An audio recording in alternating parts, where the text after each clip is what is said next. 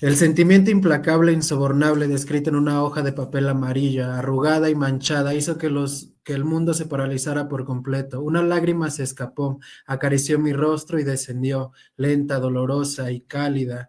Terminó por estallar y romperse y expandirse cuando tocó el suelo. Algo se rompió, y tras el estallido estruendoso de mi alma estallé en llanto como una tormenta capaz de inundar y destruir una ciudad entera.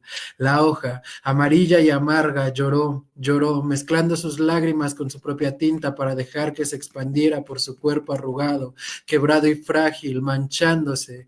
Las palabras parecían haber tenido vida en algún momento de su escritura, mientras una pluma les daba un corto momento en el que podían vivir y sentir junto a su escritor, hasta que llegara el momento en el que junto con su creador perecieran y la profunda depresión descrita en esta hoja amarilla pereciera. Él me recordaba esta hoja amarilla, incapaz de poder escribirse y describirse a sí mismo, pero siendo un objeto donde miles de personas pudieron describir su propia historia. Era un humano, pero siempre que yo creyó que solo era un cuerpo de papel, sin voz, sin fuerza, sin vida, sin identidad. Recibió el nombre de uno de los dioses más queridos y venerados en algunos países nórdicos. Se decía que él era el dios de la luz, la belleza y la verdad. Cuánta ironía encontraba en su nombre, cuánta gracia le hacía llevar esa carga. Nunca fue mentira que él era la luz en el camino de algunos de sus allegados y que a ojos de sus amantes era uno de los seres más hermosos jamás creados. Pero él vivía mintiéndose, atrapado en una obscuridad de la cual nunca pudo salir, de la cual nunca quiso salir. Siempre se mintió hasta la muerte, diciéndose a sí mismo que llegaría el momento en el que sería feliz. Buscó la felicidad fuera de sí mismo, solo para terminar perdiéndose, perdiendo su propia identidad. Como todos sufrió, como todos amó, como todos batalló, como todos triunfó. Su vida no fue tan diferente ni tan extraordinaria. Sin embargo, su objetivo era erradicar sus penas, sus triunfos, sus alegrías, sus amores, sus frustraciones, sus sueños y sin duda alguna, su vida. Comprendió que la vida le pertenecía e intentó ejercer su libertad hasta donde su pasado se lo permitió, porque la única jaula que conoció era su propio dolor, sufrimiento y pasado. Al final, lo único que quiso fue ser libre y ejercer su libre albedrío incluso con su propia vida, tomando la decisión de cuándo, cómo y dónde morir. Pedir ayuda, según su criterio, era solo retrasar algo inevitable. Pudo haber sido hace más de un año, así como pudo haber sido en los siguientes 10 años. El querer morir no significaba que él quería dejar de vivir. Al contrario, deseaba seguir disfrutando la vida y sus placeres. Anhelaba con creces seguir en este plano terrenal, pues aún en un estado donde la única salida fue la muerte. Seguía soñando con una vida futura, donde todas esas interrogantes, donde todos esos miedos, todo su dolor, todas las inseguridades, todas las heridas y cicatrices eventualmente se borrarían. Día con día vivía más y más lejos de ese futuro, a tal punto que ya lo veía como una quimera, una utopía, haciendo que su presente se volviera cada vez más difícil de vivir. Vivía atemorizado, jamás quiso dialogar con su miedo, razonar con él, sentarlo en un banco y observarlo, conocerlo, cuestionarlo, educarlo y al final abrazarlo y domarlo. Decir que él se escondía de su miedo, que su miedo se escondía de él es algo que nunca supe. Mas sí dejó que su miedo creciera a tal grado que ya era un monstruo que lo controlaba.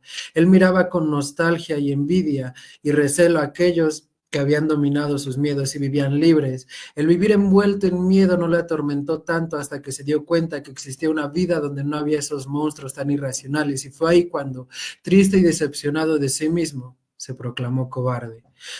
Contar su historia y las razones por las que tomó esta decisión es complicado. Desde el momento en que tuvo la fortuna de estar, desde el momento en el que tuve la fortuna de estar en su vida, siempre creyó que yo había nacido así, y la grieta en su espíritu no pertenecía a este tiempo. Tenía la certeza de haber vivido más vidas y que con suerte viviría muchas más, con el único objetivo de sanar. Creía, tal vez como una manera de seguir teniendo esperanza en este mundo, donde todo es efímero y desechable, que si en esta vida no podía terminar de sanar, sería en otra. La vida se vuelve compleja en el momento en el que cuestionas las razones por las que estás aquí, intentando sobrevivir. Cada persona intenta huir de esta trágica verdad. La vida carece de sentido absoluto. Todos huyen con historias diferentes, dándole a su vida la narrativa necesaria para disipar la amargura de asumir que su vida, al final de cuentas, carece de sentido y que lo único que a todos nos espera es la muerte. Él se contó, igual que todos en el mundo, una historia con el objetivo de disipar su profundo dolor.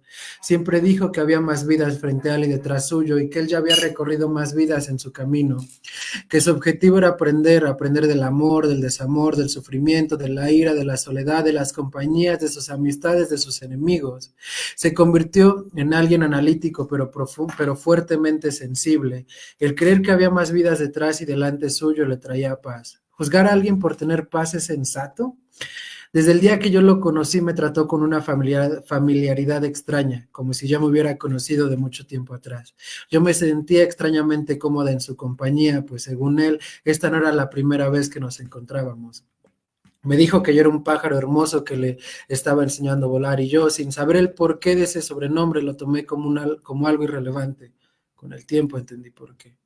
Lloré hasta quedarme seca cuando leí su carta. Lloré hasta vaciarme cuando comprendí que nunca pude hacer nada. Lloré hasta que me ardió el rostro mientras salía de la habitación en busca de mi bolso, que curiosamente cuando más necesitas algo y más es indispensable en tu vida no lo encuentras, te desesperas y quieres aventar todo lo que hay a tu alrededor. Lloré, me desesperé, me vencí en el suelo de su sala sosteniendo mi peso en uno de los bordes del sillón negro en el que tantas veces reíamos y llorábamos, donde tomamos el café de su cafetería favorita, Bola de Oro, o donde bebíamos vino en silencio mientras leíamos poesía o escribíamos historias que nunca terminábamos. Esta siempre fue nuestra historia, que 1001 veces comenzamos para nunca terminarla. Nunca nos decíamos adiós, nunca terminábamos de escribir nuestra historia, nunca tendremos un final. Estaba rota. Comprendía los motivos por los que él buscaba en la muerte una puerta para salir de su propio encierro. Sin embargo, mi intención siempre fue intentar. Ay, me perdí.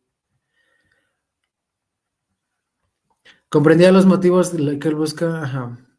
Sin embargo, mi intención siempre fue intentar a través de nuestras aventuras darle alguna razón para quedarse aquí, pero no fue suficiente y eso no quiere decir que yo no soy suficiente. Gracias a él comprendí el valor infinitamente grande que yo tenía en su vida y en el universo entero.